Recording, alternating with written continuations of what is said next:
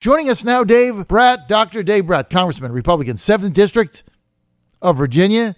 He's drawn a plethora, a cornucopia, a bucketful of Democratic opponents that are chomping at the bit to be the Democratic nominee for the distinct honor of losing again to Dave Brat. Like, why would you fight for the nomination to lose? That's like the craziest thing ever. But it's going to be fun. And Dave always enjoys a good fight. But he's a little bit different because he actually does what he says. So, I don't know. It's like breaking the mold. Normally, what these politicians do is they go back to their districts and they lie. And then they go to Washington, D.C., and they have a meeting with the lobbyists and the Chamber of Commerce and the big donors. And they take their money and then they do whatever they want. Not Dave, though. He does exactly what he says he's going to do, kind of like Whitman. Dave, good to have you with us. Hey, John, thank you so much. I'm glad you said that because I like to remind people there are objective scores out there that you can look up to see if your representative doing a good job. And so the NFIB small business score, I got 100, conservative review 100. Just go. I send these out to the folks who follow me on my email, and you can sign up at davebrat.com. But I have tried to keep my word, and boy, we're going to need it. I'm sure the issues you're going to bring up in the next few minutes, we're going to need to have a backbone again with the fiscal challenges coming our way. Well, there's not a lot of backbones in Republican leadership these days. As you know, there's so much on your calendar. You're not going to get it done. But Congressman Dave Brat, I respect the fact that you go to your district and you tell your constituents what you're going to do, and then you go to Washington and you do exactly what you said you were going to do. I mean, that's all we ask for. I mean, liberal, conservative, moderate, just tell us the truth. And then, it is what it is. But the people that they go back and they lie to their constituents, and then basically they're dominated by the donor Chamber of Commerce class of the Republican Party, is just mind-boggling to me. And I'm going to be calling all of them out. So that'll just make you look better. Now, let's go to, we got a lot to talk about today, Congressman. Let's go to DACA. It's basically the president saying today that he's going to end the program in 180 days, which I don't think he should have done that, because I think it just gives everybody a 180-day incentive to come back into the United States and seek amnesty. But there's going to be a bill to provide those that fall under Obama's unconstitutional Dreamers Act amnesty in the United States. And all the Democrats are going to back it, and a bunch of Republicans. How do you think this is going to play out? Are we going to provide amnesty now? Yeah, well, I'm a little scared. I think it's going to be a close call, but only because the media never says what the issue really is, right? And so President Obama, just to rewind the reel a little bit, said, this is unconstitutional, admitted it. And then he said, but I'm going to do it anyway because Congress isn't acting fast enough to suit my taste. Well, that's not executive overreach. I mean, that's so overreach. You cannot say for a sitting American president, say, I'm going to violate the Constitution knowingly. That set up the problem we're in today. And so then beyond that, the press will never report on that, of course. And then secondly, the press will never report on something that takes more than 3 lines to understand. And I've been saying this on your show for 3 years. There's basically a triple bank shot going on that does require a fix. Our labor markets are totally broken, right? So the unemployment rate is low, but no businesses can find skilled workers to work. And part of that's K-12. But part of it is the second part of the bank shot. Our welfare system is broken. People are eligible for up to $50,000 in just federal benefits alone. Then if you got 2 kids in school and you don't pay, you're getting $26,000 for 2 kids in school per year from the state and local. And then if you're working under the table and making $25,000, you add those up, you're at $100,000. That is the problem that needs to be fixed. And so then the chamber and the cronies come up and say, well, the labor market's broken because we haven't done anything to fix it, and the left hasn't done anything to fix it. and our people can't find things. So we need to fix this through illegal immigration. And there's the triple bank shot, right? I mean, the labor market's broken, the welfare system is broken, and you're going to solve it with illegal immigration, bringing people into the country who are all children of God, right? I always say that every time. All fine human beings, but we're not setting up an economy structured on the basis of what's good for the American workers, and we're not skilling up the American workers. Instead, we're bringing people in to take their slots and lower the wage rate, and then our folks end up getting on federal programs and all sorts of assistance. And so we've got a doozy of a problem. And then the icing on the cake, the left says, this will hurt our economy. Well, what they're really saying is the size of your total economy is what matters in life. And that's truly false, right? And I taught economics for 20. You can show that in 5 seconds. All you need to do is say, if you want the world's biggest economy, just allow everyone, 8 billion people, to come to the United States. And you'll have the world's biggest economy because everyone will be in your economy. And what will happen to your well-being? It'll stay the same, or it'll get crushed, right? Because of the welfare state implications of having 8 billion people live in a finite land. And everybody gets that. And so the left can never name what's the upper bound, right? So they just play around with the politics on the edges and try to find wedge issues that divide everybody because they have not solved the major problems our country faces. Okay, so let's break this down. So basically, with the DACA situation, right, the Democrats and the Republicans, but right now the Democrats are going to have proposed a bill to simply extend DACA in perpetuity or make it illegal legislatively. Because you got two issues.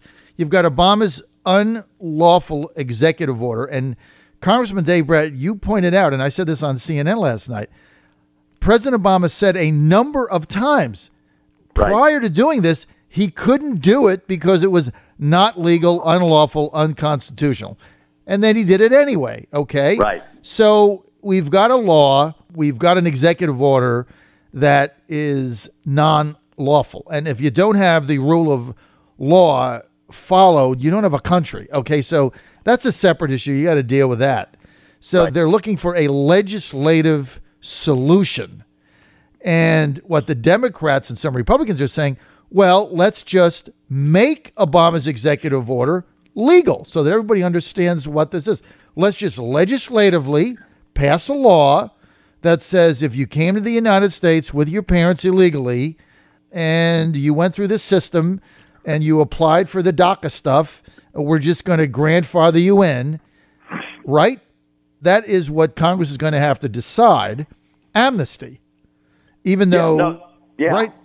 Yeah, that's right. And will it be ongoing or not? Will we keep the green light open and add to the immigration problem that we currently have and the labor force market we have and the welfare program problem we have? And then what the left will never tell you in the mainstream is the 800,000 number. That's just the DACA number, right? And then tied to that, you have the chain migration. So once anybody's here legally with a green card for a 2-year period, they can use the chain migration issue to bring in their family. And family in the current code is not just mom and dad; it's everybody. It's the whole extended family. So then it you never go stops. from 800,000 to who knows what the upper bound is, right? Tens of Depending millions. on family size, but 2 or 3 times it conservatively. And then you have millions of people coming into the U.S. when supposedly the wage, right, there's no upward wage pressure right now, right? And so people are there is work out there.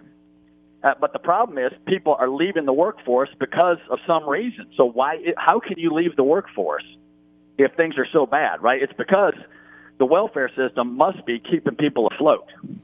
Well, right, all of these issues are combined. Because wages are pressed down. And, this is what I cannot get those on the left to understand. And it's mind-boggling to me because you would think if you're a liberal, if there's one thing you want to do, it's raise wages for lower income and middle income workers.